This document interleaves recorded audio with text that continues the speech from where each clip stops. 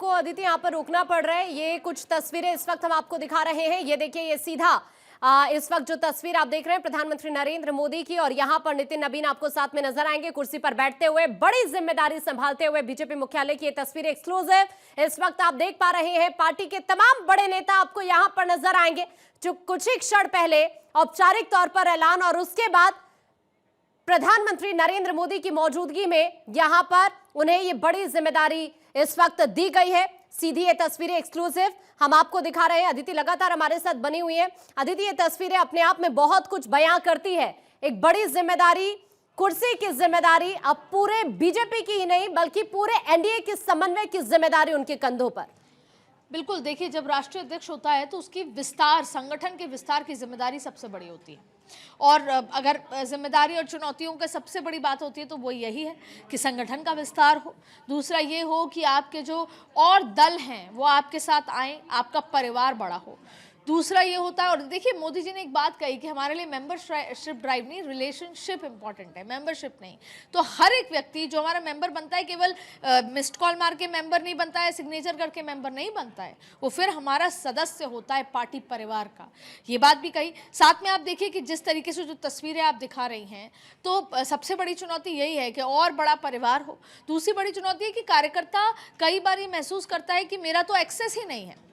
जब बड़े नेता कुर्सी पर बैठते तो होता है कि अरे हम दिल्ली गए थे, हमारा एक्सेस नहीं है। अब किसी एक व्यक्ति को अपने जिले में किसी एक गांव की चर्चा करनी हो, क्योंकि अब देखिए, अब सिर्फ देश का चुनाव महत्वपूर्ण नहीं होता, विधानसभा नहीं, अब तो नगर निगम के चुनाव भी भारतीय जनता पार्टी उतने ही सिंसियरली लेती है, क्योंकि उसका एक बड़ा मैसेजिंग जाता है कि भारतीय जनता पार्टी अब शहरों में नहीं, गांव-गांव में ही पहुंची है। तो अब किसी एक जिले के एक नेता का एक्सेसिबिलिटी, जाहिर तौर पर नितिन नवीन के चॉइस में उसकी सबसे बड़ी खूबी यही थी कि वो खुलेआम सबसे मिलेंगे, सबकी परेशानी को सुनेंगे। ये नहीं होगा कि एक कार्यकर्ता नाराज चल रहा है, कार्यकर्ता मिल नहीं पा रहा है। दूसरा, संगठन का विस्तार भी यूं ही होता है। आप जब सड़क पे जाएंगे, उनके घर जाएंगे, खाना खाएंगे, उनके साथ बैठेंगे, उनके घर में विश्राम करेंगे, यही तरीका है। होटल में नहीं जाते हैं। संगठन के व्यक्ति को विस्तार के लिए उनके घर में 2-2 दिन जाकर उन गाँव में रहना पड़ता है, उस जिले में रहना पड़ता है, अपनी टीम इकट्ठी करनी पड़ती है, तब जाके वो एक्सटेंसिव। दूसरी बड़ी बात है कि अब आपने नॉर्थ में तो अपना विस्तार बीजेपी ने आपको प्लेट में करके दे दिया सजाकर, आपको दक्षिण में अपना विस्तार करना है, आपको उन राज्यों में विस्तार करना है जहां पे आपकी सरकारें नहीं थी।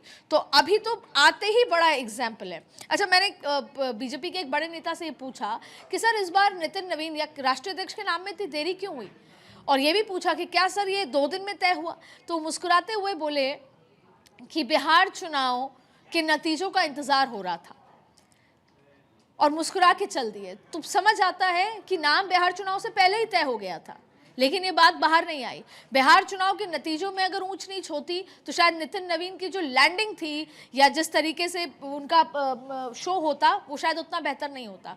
तो क्योंकि लोग फिर जो नेगेटिव लोग हैं, जो आपसी नेगेटिव होता है, वो उनको हराने में लग जाते हैं। अगर पहले अनाउंस हो जाता, वो बिहार चुनाव को सक्सेसफुल होने से रोकने में लग जाते विरोधी जो होता है। इसीलिए बीजेपी ने नाम पहले मन में तय कर लिया था, जो कि टॉप लीडरशिप है, लेकिन फिर बिहार चुनाव के नतीजों का इंतजार किया। बिहार चुनाव में इतनी बम्पर जीत के बाद जब उनका नाम अनाउंस हुआ, तब जाहिर तौर पे उनकी जो जिसे बोलते हैं लैंडिंग बहुत जबरदस्त हुई। और फिर कैसे अमित शाह ने उनको हाथ पकड़ के कुर्सी पे बिठाया, जेपी नड्डा ने उनको हाथ पकड़ के कुर्सी पे बिठाया, कैसे आज के दिन अनाउंसमेंट जब हुआ तो खुद प्रधानमंत्री नरेंद्र मोदी, उनकी जो पोजिशनिंग है उसको कितना मजबूत किया। और आपको अंदर खाने की बात बता दें कि उनको बीजेपी के जो वरिष्ठ नेता है उन्होंने ये कहा कि भाई अब आप भैया जी मत कीजिए, अब आप पार्टी के राष्ट्रीय अध्यक्ष हैं, अब आप उस ओहदे को स्वीकारें, उसकी तरह ही बिहेव करें। जाहिर तौर पे एक सामान्य कार्यकर्ता को इतनी बड़ी जिम्मेदारी देना और एक युवा कार्यकर्ता को देने की पीछे वजह भी ये थी कि वो भाग भाग कर पार्टी का विस्तार करें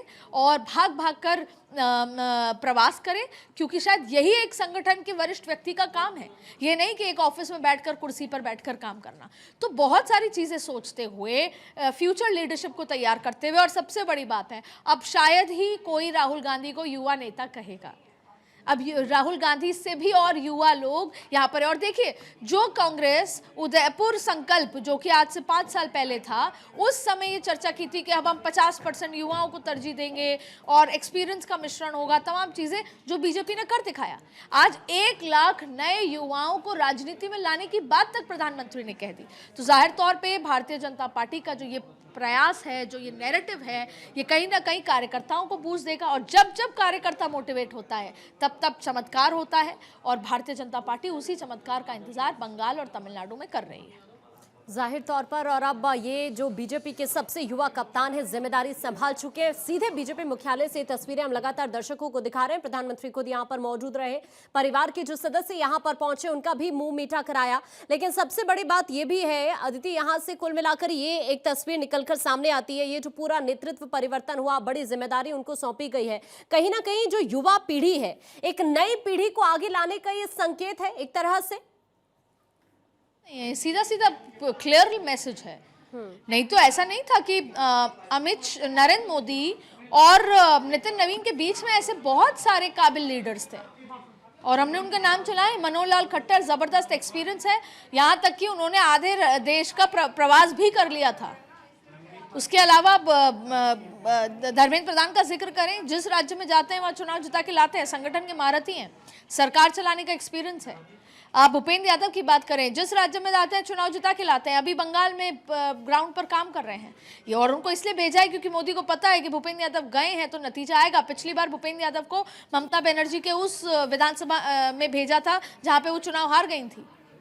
तो बहुत सारे नेता थे, ऐसा नहीं है कि बीजेपी के पास ब्रिगेड की कमी है, लेकिन बीजेपी चाहती थी नैरेटिव तय करना कि हमारा फ्यूचर युवाओं के हाथ में है। जैसे महिलाओं के लिए नैरेटिव तय कि महिलाओं का जो भविष्य है, महिलाओं की सुरक्षा है, बीजेपी ही कर सकती है, वैसे युवाओं को आगे बीजेपी ही बढ़ाएगी। और इसके अलावा 2047 अगले 25 साल की जो उनको 25-30 साल का जो उनको एक लीडरशिप तैयार करनी है। अब आप सीधा सीधा देखेंगे उनके टीम में 80% युवा होंगे जो कि अलग अलग राज्य में भाग भाग के संगठन मजबूत करेंगे। देखिए, फैसले तो जब सरकार भी होती है, सत्ता भी होती है जिस पार्टी की, फैसले तो टॉप लीडरशिप ही लेते हैं, लेकिन संगठन का विस्तार ही अपने आप में सत्ता काबिज करने में मदद करता है। तो हर राज्य में जो कि संगठन मंत्री बनाए जाएंगे, जनरल सेक्रेटरी, सेक्रेटरीज, वो वही होंगे जो भाग भाग के काम करेंगे, जिन्होंने अलग अलग टीम में युवा मोर्चा में काम किया होगा, जिनको पता है कि बीजेपी का नेचर क्या है काम करने का, बीजेपी की फिलॉसफी क्या है काम करने की, जिनको पता है कि कैसे काम करना है। तो सीधा मैसेज है, इसमें कोई संकेत नहीं है, साफ मैसेज है कि हमें आगे की लीडरशिप तैयार करनी है। जैसे अपन घरों में नहीं कहते कि खानदान के चिराग के जिक्र करते हैं, बात नरेंद्र मोदी को पता है मेरे चेहरे पे चुनाव जीता जा सकता है, लेकिन संगठन को कौन संभालेगा, संगठन को कौन मजबूती से। और अभी नितिन नवीन बहुत कुछ सीखेंगे, नितिन नवीन अमित शाह से सीखेंगे, नितिन नवीन अपने आसपास में तमाम जो लोग हैं, जाहिर तौर पे it is a process. JP Nadda जब पहले दिन अध्यक्ष बने और जब आज आखिरी दिन उनका अध्यक्ष था, वो जमीन आसमान का उनके अंदर फर्क है। खुद अमित शाह जब पहले दिन राष्ट्रीय अध्यक्ष बने, जब उन्होंने उत्तर प्रदेश में वो संगठन मंत्री के रूप में गए और फिर जब उन्होंने अध्यक्षता छोड़ी, तो उसमें ज़मीन आसमान का फ़र्क था। तो व्यक्ति प्रोसेस के साथ सीखता है, और जब नितिन नवीन का ये 5 साल का कार्यकाल खत्म होगा तब तक वो संगठन के महारथी एक टॉप लीडर होंगे। शायद यही एक प्रोसेस होता है, जैसे हमारे ऑर्गेनाइजेशन में होता है, हम नई नई बीट लेते हैं, धीरे धीरे काम करते करते हम उस बीट में एक्सपर्टाइज लेकर आते हैं, हम अपने सीनियर से सीखते हैं, समझते हैं, पढ़ते हैं, देखते हैं, जाते हैं, आते हैं ज़मीनी हकीकत से। तो जाहिर तौर पे भारतीय जनता पार्टी ने जो ये पूरा ढांचा तैयार किया है, क्यों किया है? एक सवाल उठता था कि जब पहले कहा जाता था कि जब अटल जी नहीं होंगे तो पार्टी को कौन संभालेगा, तो अडवाणी जी का जिक्र आता था। फिर पाया कि जब अडवाणी जी नहीं होंगे तो पार्टी को कौन संभालेगा। तब तक किसी ने ये नहीं सोचा था कि गुजरात से नरेंद्र मोदी आएंगे, ये था कि अडवाणी जी के बाद पार्टी का क्या होगा। फिर नरेंद्र मोदी आए, फिर एक सवाल उठने लगा कि नरेंद्र मोदी के बाद पार्टी कौन संभालेगा, पार्टी। तो ये सवाल था कि क्या भूपेंद्र यादव संभालेंगे, कौन संभालेगा। तो भारतीय जनता पार्टी ने सोच समझ के भारतीय जनता पार्टी का वर्चस्व बना रहे उसके लिए एक युवा लीडरशिप तैयार की है। इसमें कोई संकेत नहीं है, सीधा सीधा मैसेज है देश को, पॉलिटिकल दूसरी विपक्ष की पार्टियों को और बीजेपी के खुद के कार्यकर्ताओं को कि हमारा संगठन जितना मजबूत रहेगा उतना ही हम सत्ता पे अच्छे से काबिज रहेंगे। जी, जाहिर तौर पर। और अलग अलग राज्यों के मुख्यमंत्री यहाँ पर पहुंचे हुए हैं, देखिए उनकी भी तस्वीरें लगातार हम आपको दिखा रहे हैं।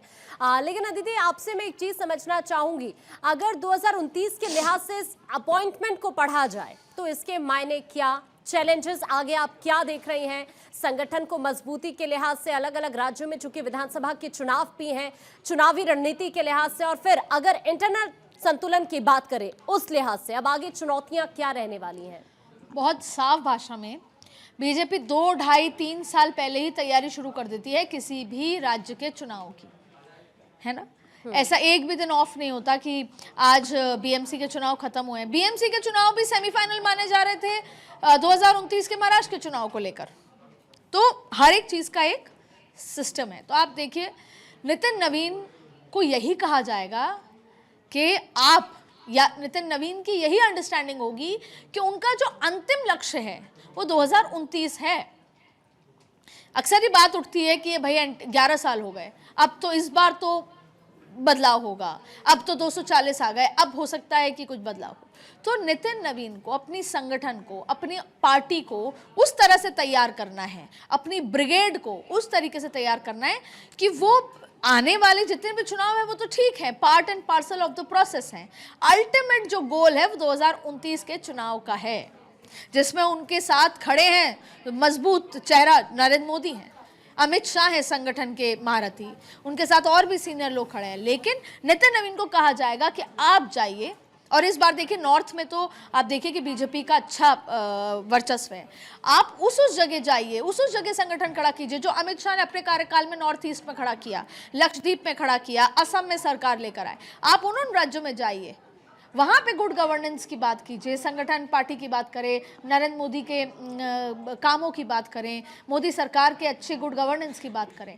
तो सबसे बड़ा जो उनका लक्ष्य है वो 2029 है। उनको 2029 दिखाई दिया, और उस 29 फिर लगातार हम आपको दिखा रहे हैं पार्टी के जो कार्यकर्ता हैं, बड़े नेता हैं, अलग अलग राज्यों के मुख्यमंत्री, उप मुख्यमंत्री यहां पर पहुंचे हुए हैं। वो सभी बधाई देते हुए यहां पर बीजेपी अध्यक्ष को, एक बार फिर से दीदी आपका रुख करते हुए आप प्लीज अपनी बात पूरी करें। बिल्कुल। तो पहला तो है 2029। अब उसी 2029 के लक्ष्य में 2026 के 4 राज्यों के चुनाव होंगे, जिनमें से 3 राज्यों में भाजपा की सरकारें नहीं हैं।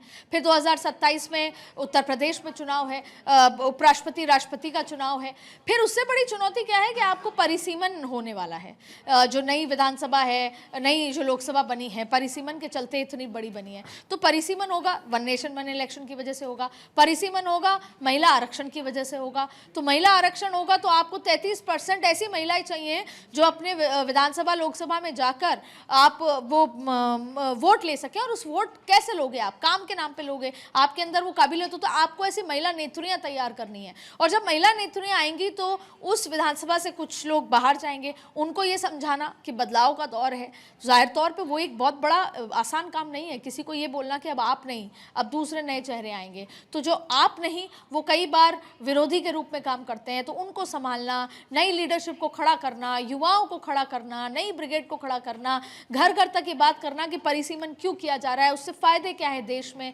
नई लीडरशिप को ये बताना कि घुसपैठ की बात आज प्रधानमंत्री मोदी ने की, घुसपैठ की बात अब घर घर तक ले जाना एक बड़ा प्रोजेक्ट है। जैसे हर बार प्रधानमंत्री कहते हैं कि मोदी सरकार द्वारा किए गए कामों को घर घर तक लेकर जाइए, वैसे ही घुसपैठ को हटाना ये क्यों जरूरी है। वैसे ही वन नेशन वन इलेक्शन के लिए खुद संगठन को मजबूत होने की जरूरत है। जब पूरा संगठन एकजुट होकर काम करेगा तब जाके one nation one election successful हो पाएगा। तो नितिन नवीन को निरंतर चुनौतियां भी और सक्सेस भी हैंड इन हैंड चलती रहेंगी, पर उनका जो अंतिम लक्ष्य है वो 2029 का है। उस लक्ष्य के रास्ते में ऐसे बहुत सारे स्पीड ब्रेकर भी आएंगे और विजय पताका भी उनके हाथ में आएगी, क्योंकि उनके पास एक टीम है, उनके पास नरेंद्र मोदी का चेहरा है जहां पर वोट पड़ते हैं, उनके पास अमित शाह जैसे स्ट्रेटेजिस्ट हैं, उनके पास भूपेंद्र यादव हैं, धर्मेंद्र प्रधान हैं। इन सभी के सहयोग से जैसे वो आगे बढ़ेंगे, योगी आदित्यनाथ हैं, स्टेट्स में बड़े लीडरशिप हैं, तो जाहिर तौर पे नितिन नवीन अब जिस घोड़े पर सवार हैं उसकी सवारी तो आसान नहीं है, लेकिन उसका लक्ष्य 2029 है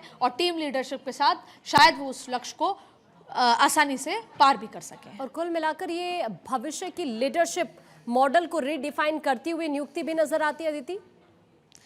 जाहिर तौर पे देखिए ये बात तो सही है ही, क्योंकि बहुत सम्मान के साथ और जिम्मेदारी के साथ मैं कांग्रेस भी कवर कर चुकी हूँ, बीजेपी भी कवर करती हूँ। तो देखिए ये बात तो तय है कि सोनिया गांधी ने पार्टी को बहुत बेहतर तरीके से अपने कमांड में रखा और पार्टी जो एकजुट रही वो सोनिया गांधी के नाम पर रही लंबे समय तक, यूपीए 1, यूपीए 2 और अब तक भी। आज भी सोनिया गांधी के सामने कोई अपना एक विरोध उस तरीके से दर्ज नहीं करता और सोनिया गांधी सबके लिए अवेलेबल है कान सुनने के लिए। लेकिन फिर भी उनके उम्र के चलते, एज के चलते वो बहुत सारी चीज़ें वो नहीं कर पाती, इसलिए वो चुनाव से बाहर हो गई, इसलिए वो राज्यसभा गई, इसलिए वो चुनाव प्रचार में नहीं जा पाती। ठीक वैसे ही जब अध्यक्ष के चुनने की बारी आई और वो अध्यक्ष की कमांड किसी गैर गांधी के हाथ में चली जाए, इसलिए ऐसे यसमैन के हाथ में जाए जो कि मल्लिकार्जुन खड़गे थे। अब मल्लिकार्जुन खड़गे 82-83 साल के हैं, मैंने खुद उनका इंटरव्यू भी किया है, मैंने देखा है वो बेहद ज़बरदस्त व्यक्ति हैं, राजनीति समझते हैं, उनके आने से दलित वोट बैंक का बहुत इम्पैक्ट भी कांग्रेस में आया है। लेकिन उसके बावजूद भी उनका जो भागकर प्रचार करना, दौरे करना, प्रवास करना, कांग्रेस पार्टी की तो जरूरत है कि उसका विस्तार हो, हर राज्य में विस्तार हो, तो वो सब नहीं हो पाता। राहुल गांधी ने एक बार पदयात्रा की, भारत जोड़ो यात्रा की, उसके बाद वो फिर कभी कभी यात्राएं करने जाते हैं एक दिन के प्रवास पे। इसीलिए शायद ये रिक्वायरमेंट है कि युवा लोग आए और शायद भारतीय जनता पार्टी ने इसको एक बड़ी लाइन कांग्रेस के सामने खींच दी है कि ना ही परिवारवाद, बेसिक कार्यकर्ताओं को आगे बढ़ाना और युवा नेतृत्व को आगे बढ़ाना। वो कांग्रेस जो युवा युवा युवा की बात करती है, राहुल गांधी को युवा बताती है, एलओपी बताती है, उस सब के सामने एक बड़ी लकीर, बड़ी लाइन बीजेपी ने खींच के सामने रख दी है कि युवा का आईना ये है। हमारे युवा 45 साल के हैं, कार्यकर्ता की इतनी इज्जत है, ऐसा नहीं है कि राहुल गांधी समय नहीं देते, ना ही परिवारवाद है। तो एक तीर से कई निशाने, नितिन नवीन को के चयन में बीजेपी ने एक तीर से 1 नहीं, 2 नहीं, 3 नहीं, 10 नहीं, कम से कम 50 से ज्यादा निशाने साधे हैं, पार्टी के अंदर भी, पार्टी के बाहर भी। बिल्कुल अदिति, बहुत शुक्रिया आपका हमारे साथ जुड़ने के लिए।